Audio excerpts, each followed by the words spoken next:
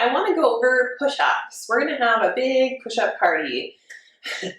Most people aren't fans of push-ups because they're hard, which I completely understand.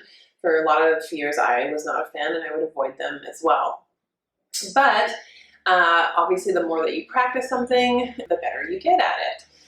So just want to go over some of the basic benefits of a push-up first so that it makes sense to why you would want to even improve your push-up.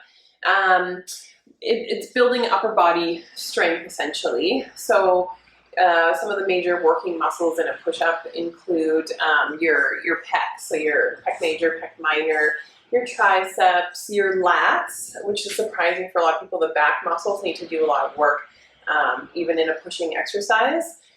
And then some of the smaller muscles like your rotator cuff and stuff like that, that's keeping the shoulder nice and stable. So because push-ups are hard, most people that are starting this push-up journey can't just head onto the floor with on their toes and bust out any number of reps with good form. So what they tend to do is go onto their knees, and even that is a little bit questionable as far as how many they can do and whether their form looks good. So I'm a huge fan of elevating your hands onto a surface to make that push-up easier. And what you want to do is start to build volume. So by that I mean building a good amount of reps. You want to find a style of push-up that you can do that allows you to do somewhere between like 6 to 12 good solid reps, and then for you to be able to repeat that for 3 to 4 sets. So that's big volume. That's going to really build up the strength in your push-up.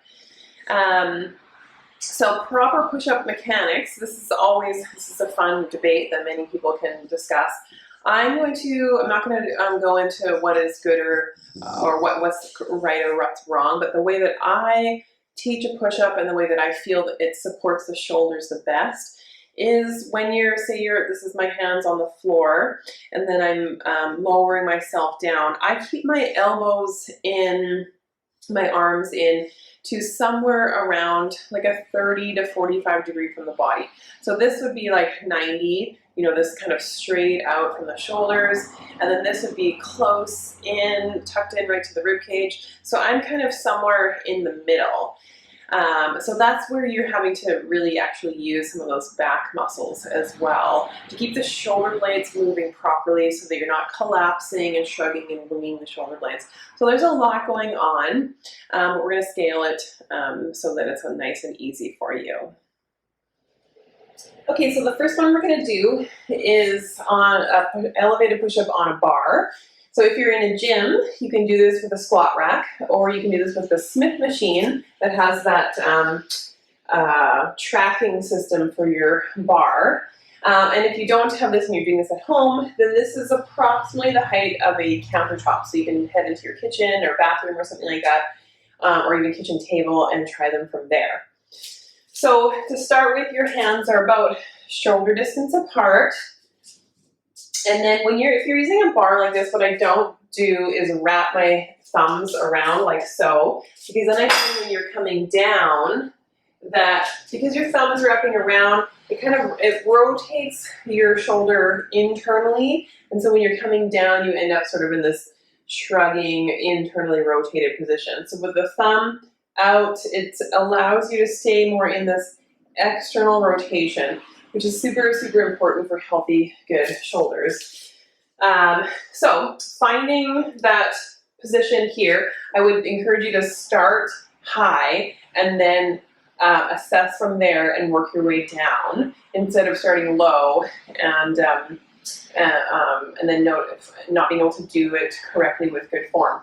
So your shoulder a little bit wider than shoulder distance apart, shoulders down, and then I almost do this little twisting of my hands. It's not a big movement, but it's like you're kind of screwing the hands in, which again allows this external rotation to happen in the shoulders. So you're not collapsing inward.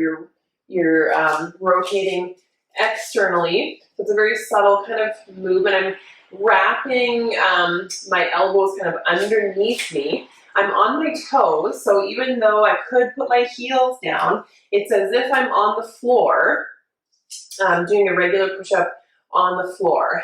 And then drawing the shoulders down, pulling the belly in slightly, just like a plank, and then you start to lower down and then push back up.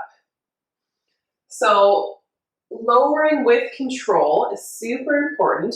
Keeping those elbows tracking behind you. And then maybe you touch your chest to the bar. Maybe you can't go that low. That's completely up to you and see where your strength is at. The goal would be to get that full range eventually.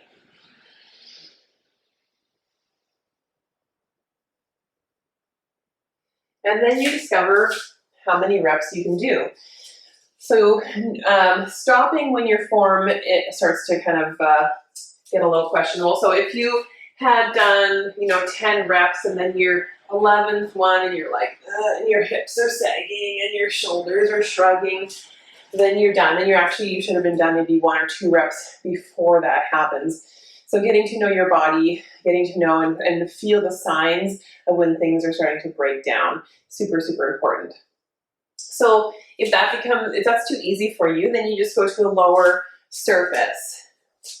So I would use my bench maybe as my next lowest of it. It is quite a big jump. So if you do, again, have like a squat rack or a Smith machine that you can just go down pegs, then that's super, super helpful to regress it or progress it much easier. But just for my home gym, this is all that I have. So I would go down to my bench and then I would set up again. Same thing, I'm on my toes, my core is engaged, shoulders back, and I'm kind of screwing my hands in to externally rotate. So my elbows kind of come underneath me or coming behind, and then I'm going to lower and push.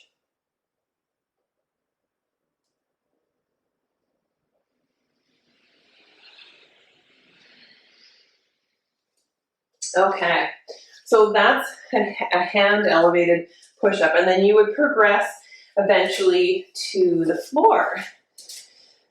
And now we're going to go through a few other fun options for making your push-up a little bit easier, being directly down onto the floor.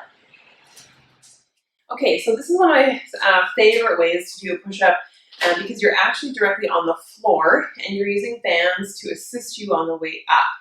So you're going to need 2 bands, although you can do this exercise with 1. I'll show you both options, but I like the 2-banded one first. So you need the full loop kind of bands. This one's about 1.5 inches thick. Again, it depends on your strength level. So I would recommend really to get a whole set of bands so that you have a variety.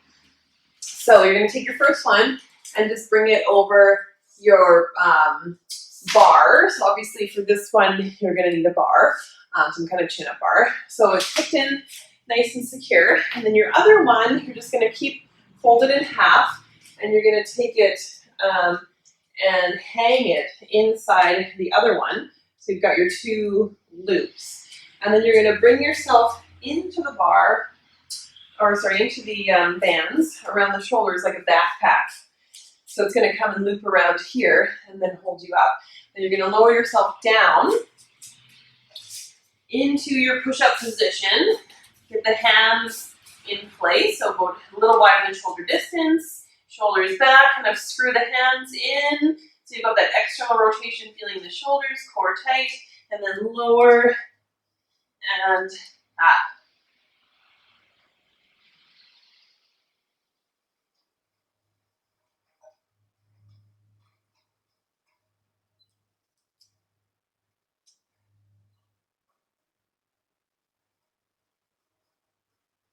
All right, so coming out of it, you can come down to the knees, step up, and then take it off. So as you can see, you can come into this full, great push-up position, really get the sense of what it's like to be on the floor, on your toes with really good form. What I love about the band too is that it helps to pull the shoulders back, because what a lot of people do when they are in a push-up is they internally rotate and they shrug in the shoulders. So this helps to really keep everything back. And then as you get stronger, then you can make or use a thinner band. So this one is quite thick, supporting me. This one was a thinner one. If you need something stronger, have a thicker one around here, and then slowly progressing it by just going thinner and thinner.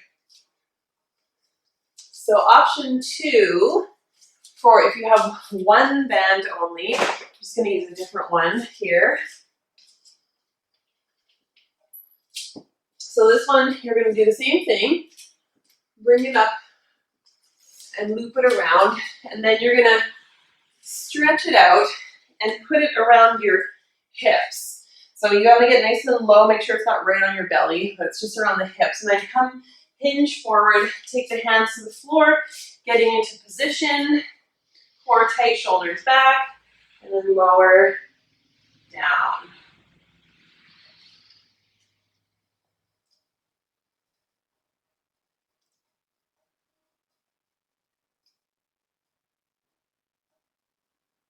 When you're ready to come up, I would step one foot forward, grab the band so that it doesn't fling up at you, and then get yourself out of it.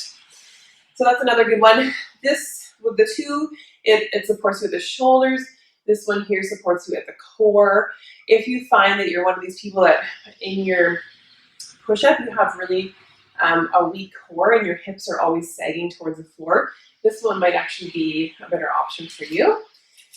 Okay, and then our other one with the band is actually using a mini band. So if that's all that you have at home or in a gym and you don't have the full bar, then you're going to take your mini band and place it above your elbows. So you have these T-Rex arms, so it's a little bit awkward. But we're going to come down onto the floor again, and as you're lowering down, the band is going to hit you sort of in the sternum or below the chest, and it'll help to push you back up and also help to keep the elbows in. So this is a thicker band. It might actually be too thick or too much tension. The blue one might be a little bit better, but we'll just see how it goes. Okay, so again, finding your position on the floor, getting set up, shoulders back, core tight, lower down, and then push back.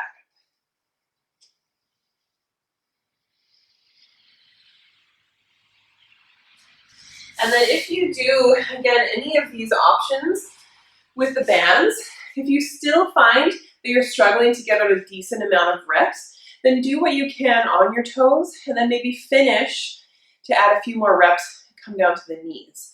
So when you're coming down to your knees, let's just talk about that now, is make sure that your butt doesn't stick out.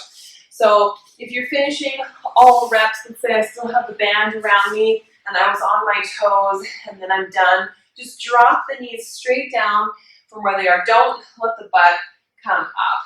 So you would tuck the butt down a little bit, squeeze the glutes, and then finish whatever reps you can do with your band or without.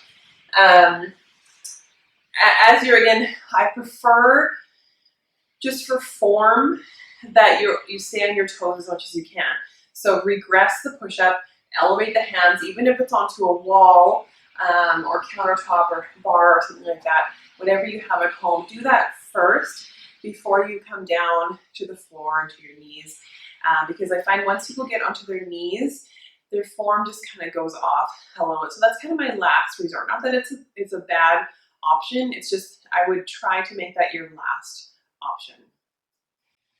Okay, so I hope that helps give you some ideas on how to improve your push-up.